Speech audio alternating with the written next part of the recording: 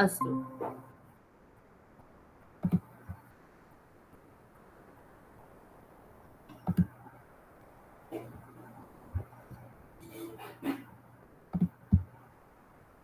गतकक्षायां वयं पठितवन्तः सर्वे प्रातः शीघ्रम् उत्तिष्ठन्ति। उत्तराणि जानन्ति वा? अभ्यासः अस्ति, पश्यतु। प्रश्नान् उच्चैः पठत्, अवगच्छत, आम् अथवा न इति कथयत्। इदानीं पश्यतु, किं सौरभः शीघ्रम् उत्तिष्ठति? अन्म्यूट् कृत्वा वदन्तु। कुत्र अस्ति? भवान् पुस्तके पश्यतु। आम् वदतु, आम् अथवा न। आम्, सौरभः शीघ्रम् उत्तिष्ठति। सौरभः। किं शैलजा अपि शीघ्रम् उत्तिष्ठति? आम्। किं सर्वे परिवारजनाः शीघ्रम् उत्तिष्ठन्ति? आम्। किं सर्वे परस्परं सम्भाषणं कुर्वन्ति? आम्। किं सर्वे प्रातः भ्रमणार्थं गच्छन्ति? आम्। एवम् उत्तराणि लिखन्तु। अस्तु, वदन्तु। इदानीं पश्यतु, अग्रे नयामः। पलोमि पठति वा? युष्मद् इत्यस्य प्रयोगः मध्यमपुरुषत्वं युवां यूयं। पठतु। त्वं लिखसि, त्वं पिबसि, युवां चलतः, युवां वदतः, यूयं हसथ, यूयं तिष्ठत।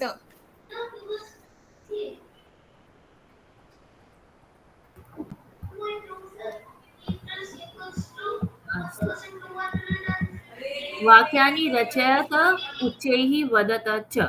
का पठति? आवकी पठति वा? तनिष्क करोति वा वाक्यं? त्वम् अत्र नृत्यसि। युवाम् अत्र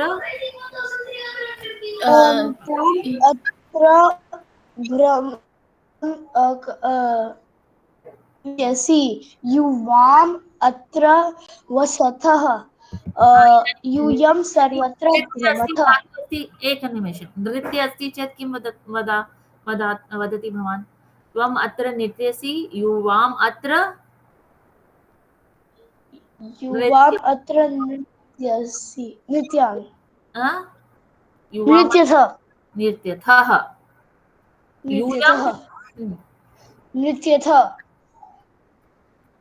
यूयं सर्वत्र नृत्यथ। पूर्णवाक्यं वदतु। पावकी वदति वा? इदानीं तत्र त्वम् अत्र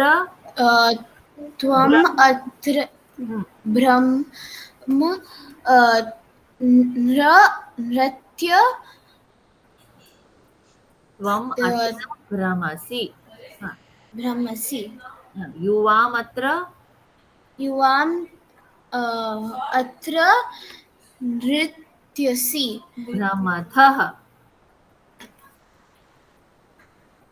यूयम् अत्र सर्वत्र भ्रमथ। तत्र उपयुज्य करोतु। त्वं युवां यूयं तत्र। त्वं तत्र कथयसि,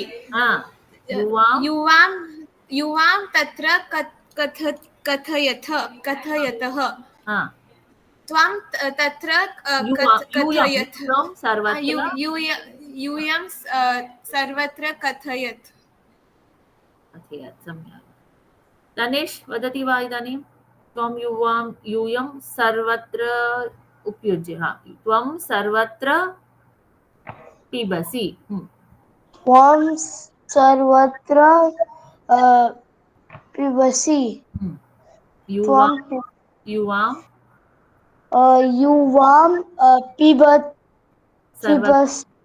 पिबतः, युवां सर्वत्र पिबतः, यूयं सर्वं पिबथ, सर्वत्र पिबथ। आवकी वदति वा? कुत्र उपयुज्य? त्वं कुत्र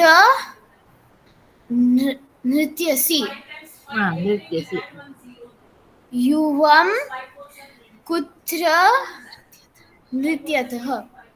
सम्यक्। यूयं कुत्र त्यतः नृत्यथ सम्यक् अग्रे गच्छामः रिक्तस्थानानि पूरयत् पलोमि वदति वा एकवचने वाक्यानि त्वं चलसि त्वं त्वं चलसि त्वं नमसि त्वं धावसि त्वं वदसि त्वं खादसि त्वम् इच्छसि सम्यक् तनीश वदति वा द्विवचने वाक्यानि युवां लिखतः आम् युवां लिखतः युवां हसतः युवां गच्छतः युवां नमतः अग्रे युवां स्मरतः युवां स्मरतः युवां पिबतः सम्यक् बहुवचने पावकी वदति वा वाक्यानि यूयं यूयं तरथ यूयं लिखतः यूयं गच्छतः गच्छत यूयं वदतः न थ विसर्गः नास्ति तत्र बहुवचने क्रियापदस्य अन्ते यूयं चलतः चलथ चलथ यूयं खादथ यूयम् आगच्छत यूयं नयत सम्यक् इदानीं पुल्लिङ्गे स्त्रीलिङ्गे वाक्यानि पश्यामः कुर्मः एकमहं वदामि अनन्तरं भवन्तः वदन्तु त्वं शिक्षकः असि त्वं शिक्षिका असि पलोमि वदति वा पुल्लिङ्गे वाक्यानि त्वं शिक्षकः असि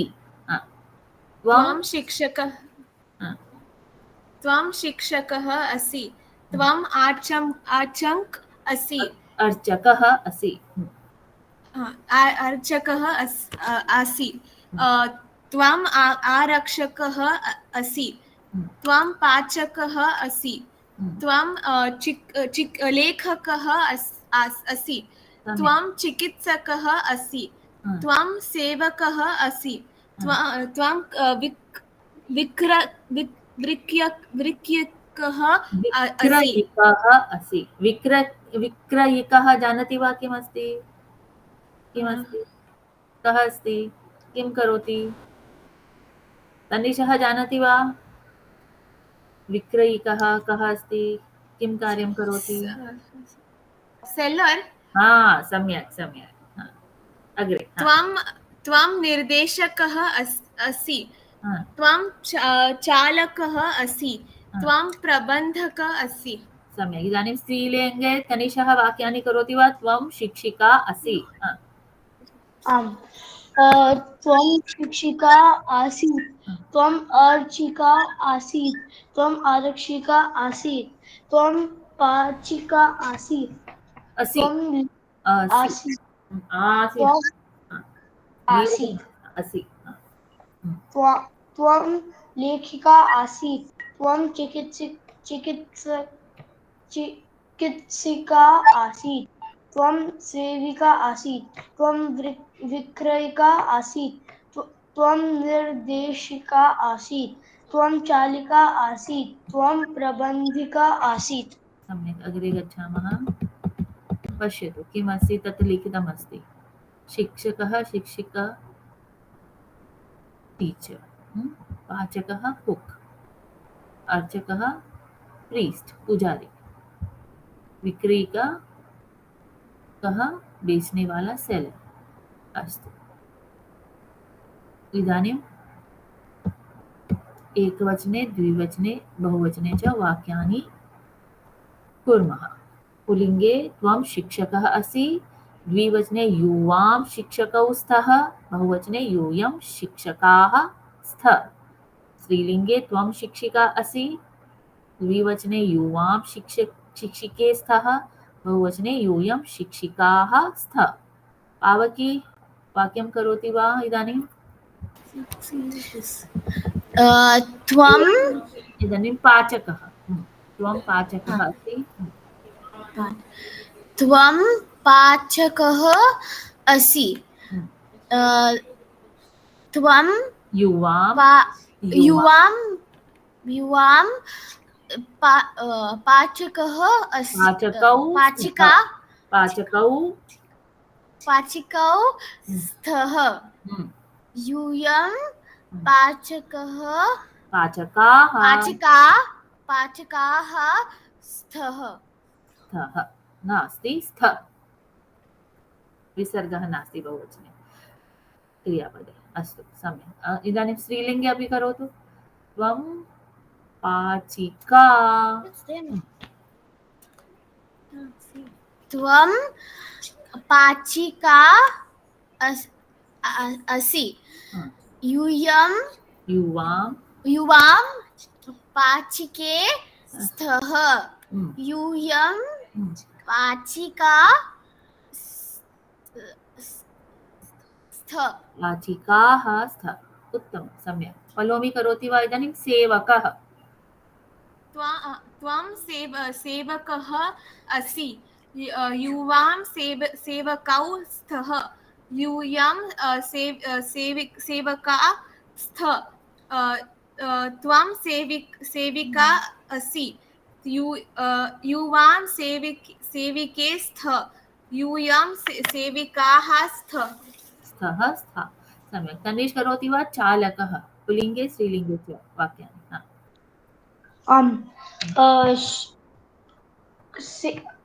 सेवकः त्वं सेवकः असि त्वं सेवकः असि त्वं युवां सेवकौ स्तः यूयं सेवकाः स्तः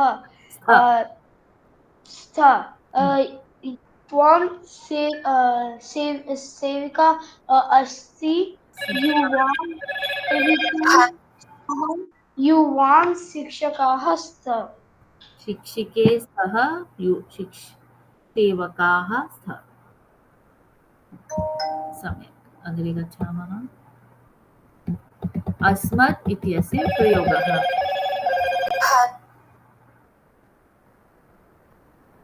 अहं खादामि अहं हसामि अहम् आवां वयम् अहं खादामि आवां खादामः वयं खादामः वः मः अहं हसामि आवां हसावः वयं हसामः अस्तु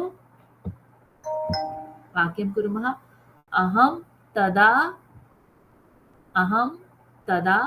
चलामि आवां तदा चलावः वयं तदा चलामः अस्तु पलोमि वाक्यं करोतु इदानीम् अहम् आवां वयम् उपयुज्य इदानीं कदा योजयतु अहं कदा इच्छामि अहं कदा आवां कदा इच्छावः वयं कदा इच्छामः सम्यक् तन्वीश् करोति वा सर्वदा उपयुज्य अहं सर्वदा धावामि अहं सर्वदा धावामि अहं सर्वदा वदामि आवां सर्वदा नमामि नमामः एकमेव क्रियापदं योजयतु अहं सर्वदा धावामि अहं आवां सर्वदा धावामः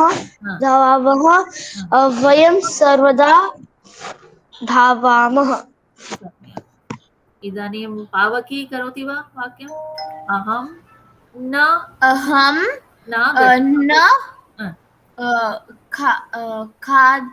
खादामि आवां न खादामः खादावः आवां न खादावः आदां न खादावः आवां वयं न खादामः। उत्तमं, सम्यक्। अग्रे गच्छामः। रिक्तस्थानानि पूरयत्। इदानीं पावकी वदति वा एकवचने अहं चलामि? वाक्यानि वदतु। अहं चलामि, हम्म, अहं हसामि, हम्म, अहं खादामि, हा, अहं नृत्यामि, हा, अहं अ, यच्छामि, हा। अहं वदामि। सम्यक्। पलोमि द्विवचने वाक्यानि करोतु। आम् आवां, आवाम् आवां नमावः, आवां गच्छावः, आवां खादावः, आवाम् आगच्छावः, आवां भ्रमावः, आवां लिखावः। सम्यक्। तनेष् करोति वा बहुवचने वाक्यानि? वयं नृत्यामः। वयं नृत्यामः, वयं स्पृशामः, वयं सूचयामः, वयं प्रेषयामः, वयं वदामः, वयं स्थापयामः। सम्यक्। इदानीं पुल्लिङ्गे स्त्रीलिङ्गे अपि वाक्यानि कुर्मः। पावकी वदति वा अहं वैद्यः अस्मि? पुल्लिङ्गे अहं वैद्यः असि, अस्मि। अस्मि, हा, अहं चित्रकारः अस्मि, हा। अहं नर्तकः। नर्तकः हा, अस्मि, हा, अहं नटः अस्मि, हा। अहं लिख लि- लिपिकारः अस्मि, अहं सु अ, सुर्वा सुवर्णकारः। सुवर्णकारः अस्मि, सुवर्णकारः अहं कः अस्ति? किं करोति सुवर्णकारः? अधः पश्यतु। Gold smith. Gold smith. अवगतम्?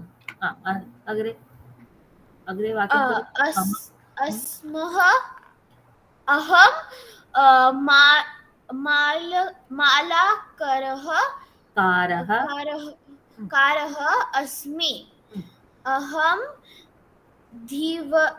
धीवरः अस्मि, अहं कुम्भकारः अस्मि। सम्यक्। इदानीं पलोमि करोति वा स्त्रीलिङ्गे वाक्यानि? अहं नर्तकी अस्मि। अहं वैद्या अस्मि, अहं चिकित्कारी अस्मि, अहं चित्रकारी अस्मि, अहं नर्तकी अस्मि, अहं नटी अस्मि, अहं लिपिकारी अस्मि, अहं सुवर्णकारी अस्मि, अहं सुवर्णकारी। पुनः वदतु। अहं सुवर्णकारी अस्मि, हम्म, अहं मालाकारी अस्मि, अहं धीवरी अस्मि, अहं कुम्भकारी अस्मि। सम्यक्। अग्रे गच्छामः। तन्निशः वाक्यानि करोति वा एकवचने, द्विवचने, बहुवचने, त्रिषु वचनेषु? अहं वैद्यः अस्मि, आवां नर्तकौ स्वः, वयं नटाः स्मः। अहं वैद्या अस्मि, आवां नर्तक्यौ स्वः, वयं नट्यः स्मः। कोऽपि एकं चिनोतु। अहं अहं चित्रकारः अस्मि। वदतु। अहं चित्रकारः अस्मि, आवां चित्रकारौ स्वः, वयं चित्रकाराः स्मः। अहं चित्रकारी चित्रकारी अस्मि, आवां चित्रकार्यौ स्वः, वयं चित्रकार्यः स्मः। स्मः। सम्यक्। इदानीं पलोमि करोति वा? नटः। अहं नटः अस्मि, अहं आवां नटौ स्वः, वयं नटाः स्मः। अहं नटी। नटी अस्मि, आवां नट्यौ अस्वः आवां नट्यः स्मः वयं नट्यः स्मः। वयं भावकी नट्य करोति वा एकं वाक्यं न वाक्यत्रयं त्रिषु वचनेषु स्त्रीलिङ्गे अपि पुल्लिङ्गे अपि करोति वा? कोऽपि पदं चिनोतु तत्र नामपदं। धीवरः धीवरः धीवरः अस्मि अहं द्वीरः अस्मि धीवरः धीवरः अस्मि हा, आवां धीवरौ स्वः हा, यूयं वयं वयं धीवरा वा स्मः हा, सम्यक् उत्तमं। स्त्रीलिङ्गे अपि करोतु वाक्यत्रयम्। अहं धीवरी अस्मि हा, आवां धीवरौ स्वः हा, वयं धीवरय स्मः स्म अस्तु, अग्रे गच्छामः। अव्ययपदानि। तनिषः पठति वा? वृक्षः अत्र तत्र सर्वत्र कुत्र तदा सर्वदा कदा अधुना ततः कुतः सर्वथा कथं किमर्थं किम् अपि च एकदा अद्य श्वः ह्यः कदाचित् एतानि सर्वाणि अव्ययपदानि। अस्तु तनिष्, अव्ययपदानि उपयुज्य वाक्यानि करोति वा? दृष्ट्वा पठतु। वृक्षः अत्र अस्ति। वृक्षः अत्र अस्ति, वानरः तत्र अस्ति, ईश्वरः सर्वत्र अस्ति, छात्रः कुत्र अस्ति, छात्रा तदा गच्छति, सत्यवक्ता सर्वदा सत्यं वदति, सूर्यः कदा उदेति, बाला अधुना हसति, ततः हरिणः आगच्छति, चिकित्सकः कृतः आगति, मेघ सर्वथा योग्या अस्ति, शिशुः कथं नृत्यति, ते किमर्थम् आगच्छन्ति, तो किं छन्तः, अहं छात्रः छात्रा च भ्रमतः, एकदा सा बालिका एकम् अद्भुतं चित्रं पश्यति, अद्य सोमवारः अस्ति। अग्रे श्वः मङ्गलवासरः भविष्यति। श्वः मङ्गलवासरः भविष्यति, ह्यः रविवासरः अस्ति आसीत्, कदाचित् सः पलोमि आगच्छति। पठ न उपरि अधः शनैः तीव्रं शीघ्रं प्रति तूष्णीम् एवं मा परस्परं बहिः अन्तः अपि अव्ययपदानि। एतानि पदानि उपयुज्य वाक्यानि पठति वा? अहं कार्यं करिष्यामि एव तौ न आगच्छतः पक्षी वृक्षस्य उपरि तिष्ठति अध वृक्षस्य अधः एकः वानरः कूर्दते शनैः युवां शनैः चलतः तीव्रं हरिणः तीव्रं धावन्ति अहं शीघ्रं लिखामि बालाः विद्यालयं प्रति गच्छन्ति अत्र सर्वे तूष्णीं सन्ति ते एवं कार्यं न कुर्वन्ति कोलाहलं मा कुरत् वयं परस्परं सम्भाषणं कुर्मः अहं बहिः गच्छामि त्वं वदतु। अहं बहिः गच्छामि त्वं गृहस्य अन्तः आगच्छसि। सम्यक्। इदानीम् अभ्यासं पश्यामः। निम्नलिखिते संवादे उत्तरानुसारम् उचितप्रश्नवाचकैः शब्दैः रिक्तस्थानानि पूरयत। प्रश्नवाचकाः शब्दाः मञ्जूषायां दत्ताः सन्ति। पश्यतु प्रश्नवाचकशब्दाः के किं किमर्थं कदा कुत्र कथं कुतः।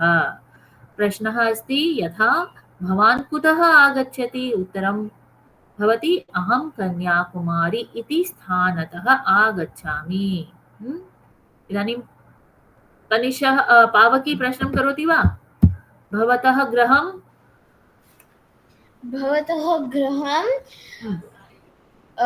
किम् कुत्र अस्ति? कुत्र अस्ति? कुत्र अस्ति? मम गृहं मम हम्म, गृहं सौराष्ट्रे त्रे अस्ति। अस्ति। सः किं सः करोति? सः किं करोति? सः पत्रं लिखति। सा सा कदा ध्यानं करोति? सा कदा ध्यानं करोति? सा सायं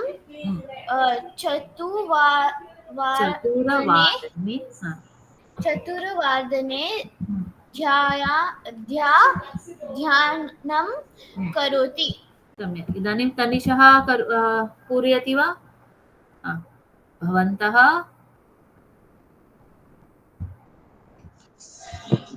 कथम् आगच्छति खलु, कथम् अभिनयं कुर्वन्ति? अभिनयं कुर्वन्ति, वयं सुन्दरम् अभिनयं कुर्मः। अग्रे ते वाचनालयं कुत्र गच्छन्ति? ते कुत्र? किमर्थं? पश्यतु, उत्तरं पश्यतु। किमर्थं गच्छन्ति? ते वाचनालयं पत्रपठनार्थं गच्छन्ति। किमर्थं? पठनार्थम्। अग्रे इदानीं ताः डैश् गच्छन्ति। ताः इदानीं कुत्र आगच्छति? ताः पितामह गृहं गच्छन्ति। अस्तु, अग्रे श्रीरामः कुत्र गच्छति? श्रीरामः वनं गच्छति। अभिनवः रात्रौ किं शयनं करोति? समयः अस्ति चेत् किमर्थं? पश्यतु, प्रश्नवाचकः शब्दः पश्यतु। किं, कुत्र, कति, कदा, कुतः, कथं, किं, कदा। समयः सदा कदा।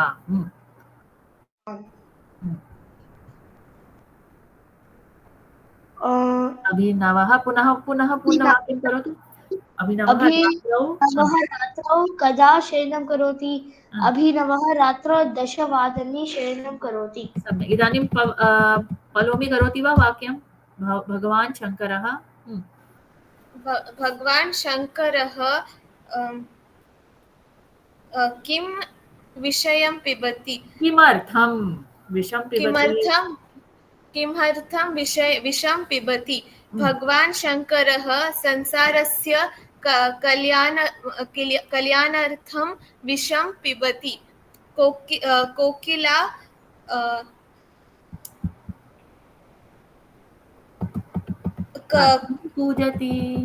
कथं कूजति?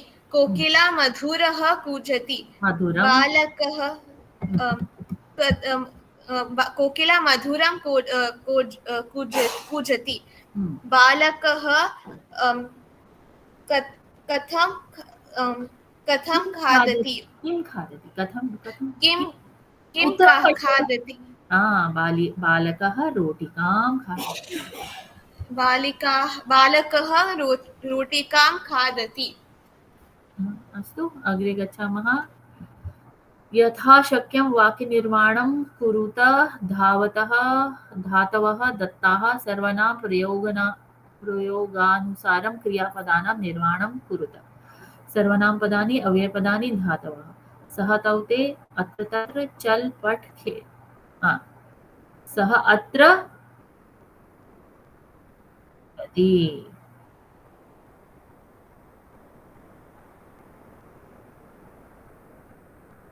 अवगतम् आम् करोति वा वाक्यम्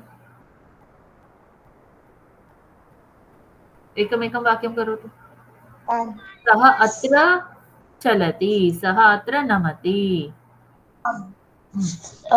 सः अत्र नमति तौ अत्र तौ अत्र पठति पठतः ते अत्र खेलथ खेलन्ति बहुवचन आगच्छति ते खेलन्ति आम्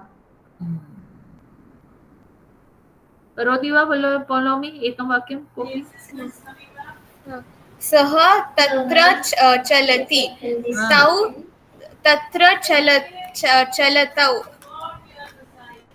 चलथः ते चलन्ति ते तत्र चलन्ति सम्यक् अहम् आवां वयम् अपि उपयुज्य करोतु वाक्यम् अहम् अत्र चलामि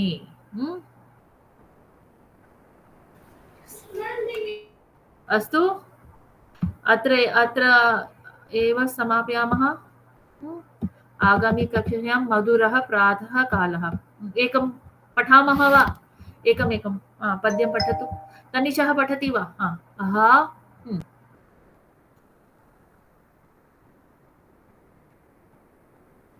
तनिषः पठतु मधुरः प्रातःकालः अहः प्रातःकालः मधुरः कालः मनोहर समयः आकाशः निर्मलः अस्ति सूर्यः उदेति सर्वत्र प्रकाशः एव प्रकाशः अन्धकारः कुत्र अन्धकारः दूरं गच्छति कः प्रसन्नः नास्ति सर्वे प्रसन्नाः सन्ति पक्षिणः प्रसन्नाः पशवः प्रसन्नाः जनाः अपि प्रसन्नाः सन्ति प्रसन्नाः पक्षिणः तत्र तत्र विहरन्ति ते सर्वत्र भ्रमन्ति प्रसन्नाः जनाः अपि तत्र तत्र भ्रमन्ति केचन जनाः व्यायामं कुर्वन्ति केचन व्यायामं कुर्वन्ति केचन दुग्धशालां गच्छन्ति केचन मन्दिरं गच्छन्ति इदानीं पलोमि पठति अन्ये केचन शीघ्रं स्नानं कुर्वन्ति अल्पाहारं खादन्ति कार्यालयं गच्छन्ति बालकाः अपि प्रसन्नाः सन्ति केचन क्रीडन्ति केचन विद्यालयार्थं सज्जीः भवन्ति अल्पाहारं खादन्ति विद्यालयं गच्छन्ति वायुः शनैः वहति वातावरणं सुगन्धितं भवति वातावरणं सुगन्धितं भवति सर्वत्र प्रसन्नता एव प्रसन्नता अस्ति सुखदा एषा प्रभातवेला मनोरमा एषा प्रभातवेला सम्यक् अत्रैव समापयामः एतानीम् आम् न इति पाठं पठित्वा एकवारं दृष्ट्वा आगच्छन्तु आगामी कक्षायां वयम् एतस्य पाठस्य वयं चर्चां कुर्मः अभ्यासान् अस्तु इदानीं संख्या पठति वा पावकी एकवारं पठतु शीघ्रं अनन्तरं समापयामः एकं द्वे त्रीणि चत्वारि पञ्च षट् सप्त अष्ट नव दश एकादश द्वादश द्वादश त्रयोदश चतुर्दश पञ्चदश षोडश सप्तदश अष्टादश अष्टादश अष्टादश नवदश विंशतिः विंशतिः एकाविंशतिः एकविंशतिः द्वाविंशतिः त्रयोविंशतिः चतुर्विंशतिः पञ्चविंशतिः षट्विंशतिः सप्तविंशतिः अष्टाविंशतिः नवविंशतिः त्रिंशत् त्रिंशत् द्वात्रिंशत् त्रयस्त्रिंशत् चतुस्त्रिंशत् पञ्चस्त्रिंशत् षट्त्रिंशत् सम्यक् सप्तत्रिंशत् सप्तत्रिंशत् अष्टात्रिंशत् नवत्रिंशत् चत्वात्रिंशत् एकचत्वारिंशत् द्विचत्वारिंशत्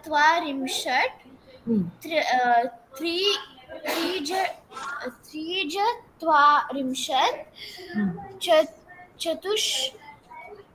चतुश्चत्वारिंशत् पञ्चचत्वारिंशत्